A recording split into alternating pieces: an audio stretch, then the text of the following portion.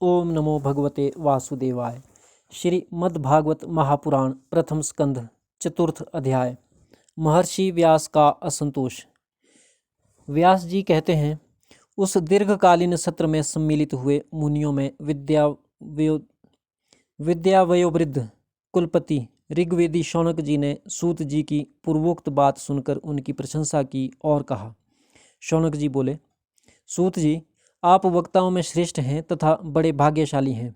जो कथा भगवान श्री शुकदेव जी ने कही थी, वही भगवान की पुण्यमयी कथा कृपा करके आप हमें सुनाइए।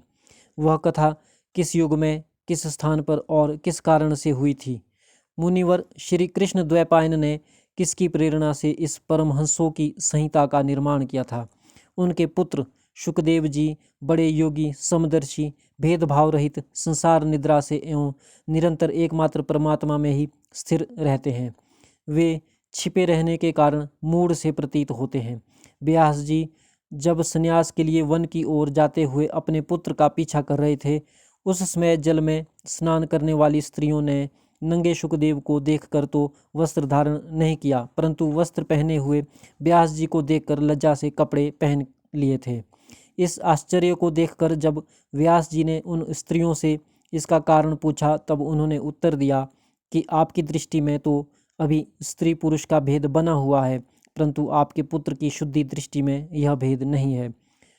कुरुजांगल देश में पहुंचकर हस्तिनापुर में वे पागल, गूंगे तथा जड़ के समान विचरते होंगे। नगरवासियों ने उन्हें कैसे पहचाना? पांडव नंदन राजर्षि परीक्षित का इन मौनी शुकदेव जी के साथ संवाद कैसे हुआ, जिसमें यह भागवत संहिता कही गई? महाभाग शुकदेव जी तो गृहस्थों के घरों को तीर्थ स्वरूप बना देने के लिए उतनी ही देर उनके दरवाजे पर रहते हैं जितनी देर में एक गाय दूही जाती है। सूत जी, हमने सुना है कि अभिमन्यु नंदन परीक्षित भगवान के बड़े प्रेमी भक्त थे।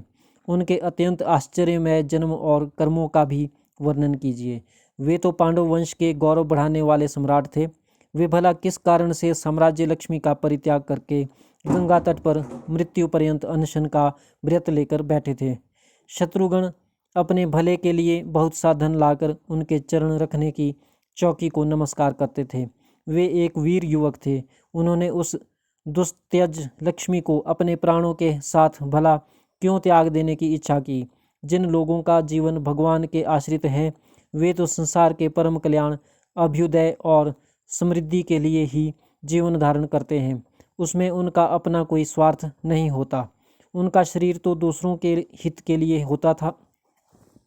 उनका शरीर तो दूसरों के हित के लिए था। उन्होंने विरक्त होकर उसका परित्याग क्यों किया? वेदवाणी को छोड़कर अन्य समस्त शास्त्रों के आप पारदर्शी विद्वान हैं। सूत जी, इसलिए इस समय जो कुछ हमने आपसे पूछा है वह सब कृपा करके हमें कहिए। सूत जी कहते हैं, इस वर्तमान चतुर्युगी के तीसरे युग द्वापर में महर्षि पराशर के द्वारा वसु कन्या सत्यवती के गर्भ से भगवान के कलावतार योगीराज व्यास जी का जन्म हुआ। एक दिन वे सूर्योदय के समय सरस्वती के पवित्र जल में स्नान आदि करके एकांत पवित्र स्थान पर बैठे हुए थे। महर्षि भूत और भविष्य को जानते थे। उनकी दृष्टि अचूक थी। उन्होंने देखा कि जिसको लोग जान नहीं पाते, ऐसे समय के फेर से प्रत्येक युग में धर्म संकरता और उसके प्रभाव से भौतिक वस्तुओं की भी शक्ति का ह्रास होता रहता है। संसार के लोग श्रद्धाहीन और शक्ति रहित हो जाते हैं। उनकी बुद्धि कर्तव्य का ठीक ठीक निर्णय नहीं कर पाती और आयु भी कम हो जाती है। लोगों की इस भाग्यहीनता को देखकर उन मुनीश्वर ने अपनी दिव्य दृष्टि से समस्त वर्णों और आश्रमों का हित कैसे हो, इस प्रकार विचार किया।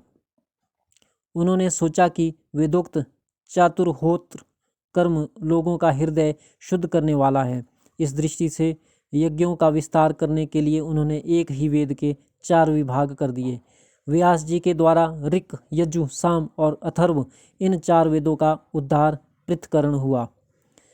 इतिहास और पुराणों को 5वां वेद कहा जाता है। उनमें से ऋग्वेद के पैल सामगान के विद्वान जैमिनी एवं यजुर्वेद के एकमात्र स्नातक वैशंपायन हुए। अथर्ववेद में प्रवीण हुए दरुण नंदन सुमंतु मुनि। इतिहास और पुराणों के स्नातक मेरे पिता रोमहर्षण थे। इन पूर्वोक्त ऋषियों ने अपनी अपनी शाखा को और भी अनेक भागों में विभक्त कर दिया। इस प्रकार शिष्य परिशिष्य और उनके शिष्यों द्वारा वेदों की बहुत सी शाखाएं बन गईं। कम समझने वाले पुरुषों पर कृपा करके भगवान वेद व्यास ने इसलिए ऐसा विभाग कर दिया कि जिन लोगों को स्मरण शक्ति नहीं है या कम है, वे भी वेदों को धारण कर सकें। स्त्री, शूद्र और पतित द्विजाति तीनों ही वेद श्रवण के अधिकारी नहीं है, इसलिए वे कल्याणकारी शास्त्रोक्त कर्मों के आचरण में भूल कर बैठते हैं। अब इसके द्वारा उनका भी कल्याण हो जाए, यह सोचकर महामुनि व्यास जी ने बड़ी कृपा करके महाभारत इतिहास की रचना की। शौनकादि ऋषियों, यद्यपि व्यास जी इस प्रकार अपनी पूरी शक्ति से सदा सर्वदा प्राणियों के कल्याण में ही लगे रहे, तथापि उनके हृदय को संतोष नहीं हुआ। उनका मन कुछ खिन्न सा हो गया। सरस्वती नदी के पवित्र तट पर एकांत में बैठकर धर्मवेता व्यास जी मन ही मन विचार करते हुए इस प्रकार कहने लगे। मैंने निष्कपट भाव से ब्रह्मचर्य आदि व्रतों का पालन करते हुए वेद, गुरुजन और अग्नियों का सम्मान किया है और उनकी आज्ञा का पालन किया है। महाभारत की रचना के बहाने मैंने वेद के अर्थ को खोल दिया है, जिससे स्त्री, शूद्र आदि भी अपने अपने धर्म कर्म का ज्ञान प्राप्त कर लेते हैं। यद्यपि मैं ब्रह्म तेज से संपन्न एवं समर्थ हूँ, तथापि मेरा हृदय कुछ अपूर्ण काम सा जान पड़ता है। अवश्य ही अब तक मैंने भगवान को प्राप्त कराने वाले धर्मों का प्राय निरूपण नहीं किया है। वे ही धर्म परमहंसों को प्रिय हैं और वे ही भगवान को भी प्रिय हैं। हो न हो, मेरी अपूर्णता का यही कारण है। श्री कृष्ण द्वैपायन व्यास इस प्रकार अपने को अपूर्ण सा मानकर जब खिन्न हो रहे थे, उसी समय पूर्वोक्त आश्रम पर देवर्षि नारद जी आ पहुँचे। उन्हें आया देख व्यास जी तुरंत खड़े हो गए। उन्होंने देवताओं के द्वारा सम्मानित देवर्षि नारद की विधि पूर्वक पूजा की।